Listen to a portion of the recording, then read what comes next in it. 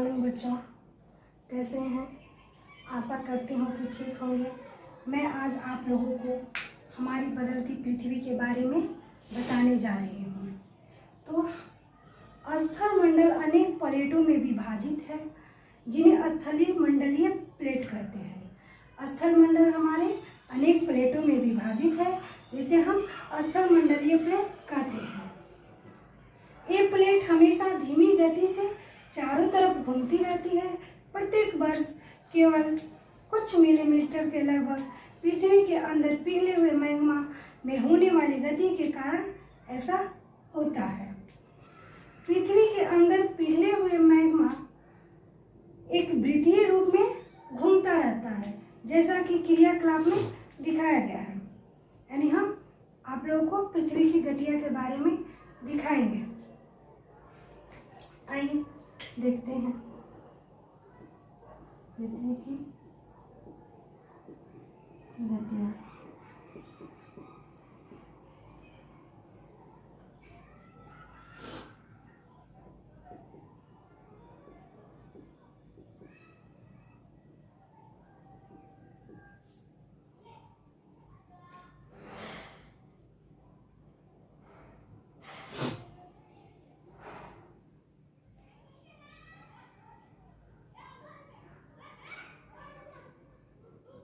आकस्मिक बल,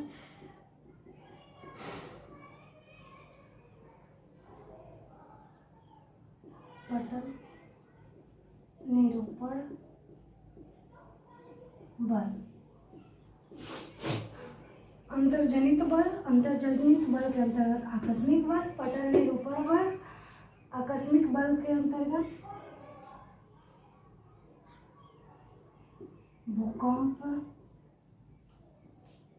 भूकंप, ज्वालामुखी,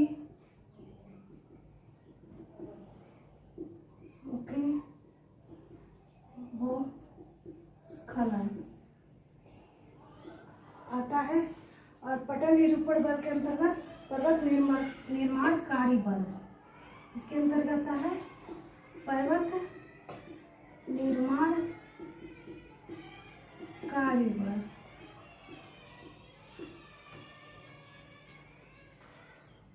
इसके अंतर्गत आता है बहिर्जनित बल। बहिर्जनित बल और बहिर्जनित बल के अंतर्गत अपर्दन और निक्षेपण। अपर्दन और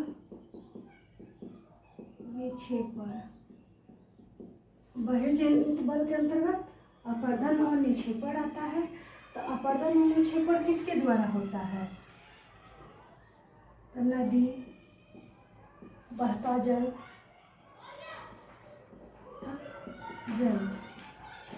पवन के द्वारा भी निक्षेपण होता है।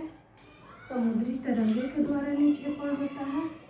समुद्री तरंगे और हिमनद के द्वारा भी, ये सब के द्वारा हमारा निक्षेपण होता है। यानी अपर्दन और निक्षेपण होता है। ये रहा हमारा पृथ्वी की गतियाँ। तो प्लेट की इस गति के कारण पृथ्वी की सतह पर परिवर्तन होता है।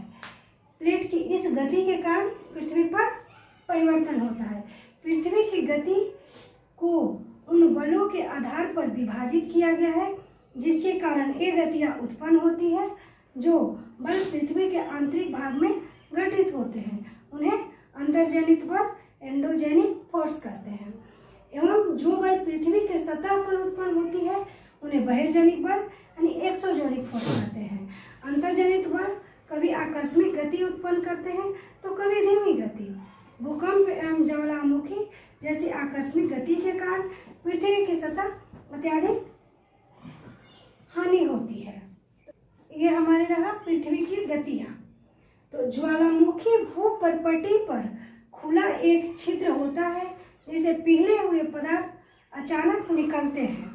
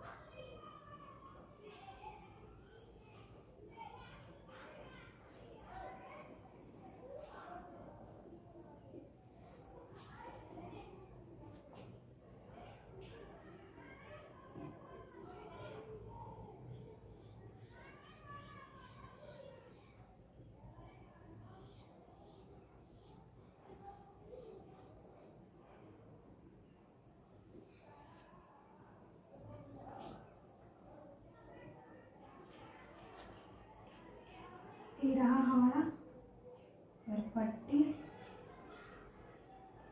ये रहा हमारा मीटर, ये रहा हमारा परपट्टी, ये रहा हमारा मैग्मा होस्ट, मैग्मा होस्ट,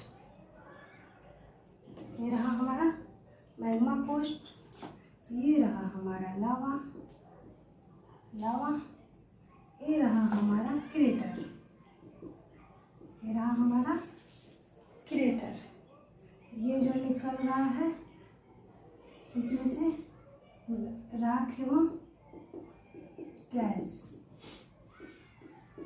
ये रहा हमारा एक ज्वालामुखी, एक ज्वालामुखी का फोटो है, फिगर है, जिसे देखिए, इसे ज्वालामुखी उद्गार होता है और राख और गैस निकल, इसे हम क्रेटर कहते हैं, लावा कहते हैं। तो ज्वालामुखी एक भूपर्पट्टी पर खुला हुआ एक छिद्र होता है, इसे पिघले हुए पदार्थ अचानक निकलने लगते हैं। स्थल मंडलीय प्लेटों की गति करने पर पृथ्वी की सतह पर कंपन होता है। यह कंपन पृथ्वी के चारों ओर गति के कारण गति कर सकता है। इसी कंपन को भूकंप कहते हैं।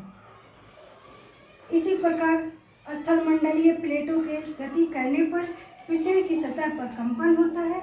यह कंपन पृथ्वी के चारों ओर गति कर सकता है। इस कंपन को भूकंप कहते हैं। भूपर्पट्टी के नीचे वह स्थान जहाँ कंपन आरंभ होता है उद्गम केंद्र कहलाता है। उद्गम केंद्र के भू सतह पर उसके निकटतम स्थान को अधिकेंद्र कहते हैं। अधिकेंद्र से कंपन बाहर की ओर तरंगों के रूप में गमन करती है। अधिकेंद्र निकटतम भाग के सर्वाधिक हानि होती है एवं अधिकेंद्र से दूरी बढ़ने के साथ साथ भूकंप की तीव्रता धीरे धीरे कम होती जाती है। यद्यपि भूकंप की भविष्यवाणी संभव नहीं, लेकिन यदि हम पहले से तैयार रहें तो इसके प्रभाव को निश्चित रूप से कम किया जा सकता है। स्थानीय लोग कुछ सामान्य तरीकों से भूकंप की संभावना का अनुमान लगाते हैं, जैसे जानवरों के व्यवहार का अध्ययन, तालाबों में मछलियों का उत्तेजना, सांपों का धरातल पर आना, यानी ऐसा भूकंप को आने का कुछ अध्ययन कर लेते हैं स्थानीय लोग। हमारी बदलती पृथ्वी के अंतर्गत पृथ्वी की गतियाँ ज्वालामुखी के बारे में आज हम लोगों ने पढ़ा।